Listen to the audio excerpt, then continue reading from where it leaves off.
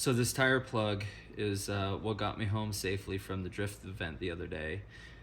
I wanted to share with you how easy it is to get a plug accomplished if you have to do one at home, or if you're on the side of the road and in an emergency situation.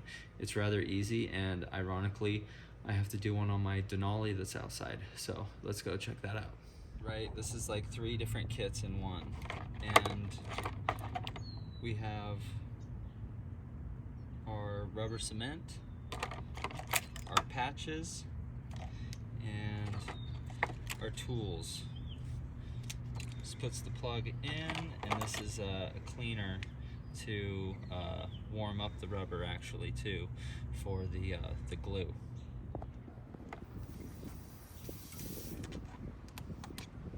Stand on this side, I can see this one better. Your shadow's on top of it. There you go. Yeah, just like that.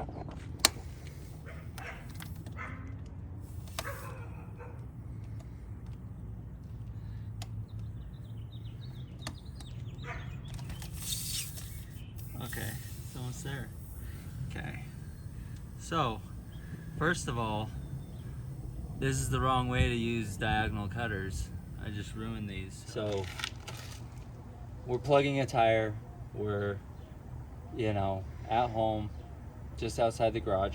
We don't have that many tools here. Literally went to the shop to get the tire plug kit. But it's mainly because I've bought 3 of them and I don't want to spend money on more of them. I'd rather just use what I have.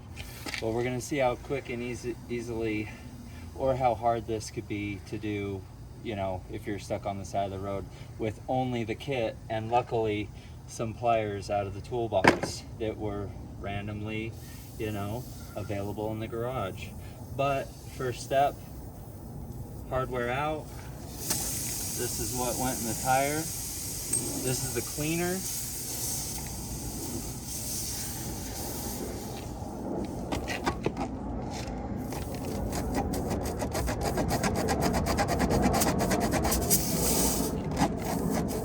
Hold that in there.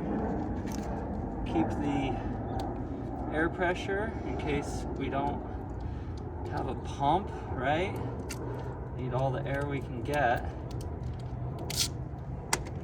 One plug. I've doubled them up before, but don't need to do more than this, or else it'd be very hard to put it in.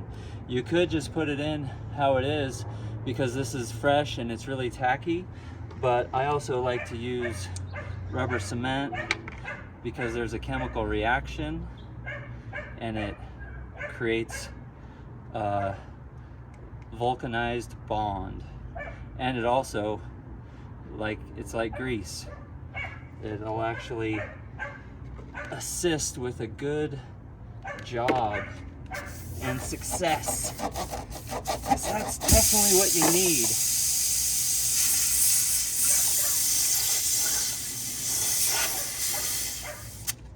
Okay, this is where I've always messed up.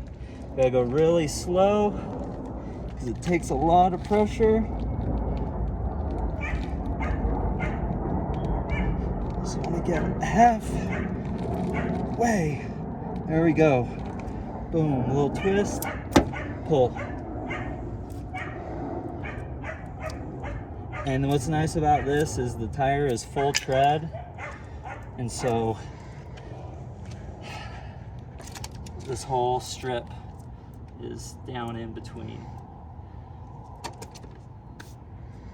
And I would let it sit for a good 5 minutes before you add air or drive away from wherever you just repaired it if you can't put air in it. But yeah, I don't know where I got this from. I've never even seen a piece of hardware like this before. You can see that in the video. Yeah, but look, this is how much air was left in the tire. If we were stuck on the side of the road, we'd have to go very, very slow to get to the next gas station. But yeah, plugged, and potentially could save a lot of money, or you know, if you're stuck in the desert, getting you somewhere. You could always drive on the rim, but that could also lead to a very, very bad situation. Thanks for checking out this, you know, little how-to. Thanks, Dad.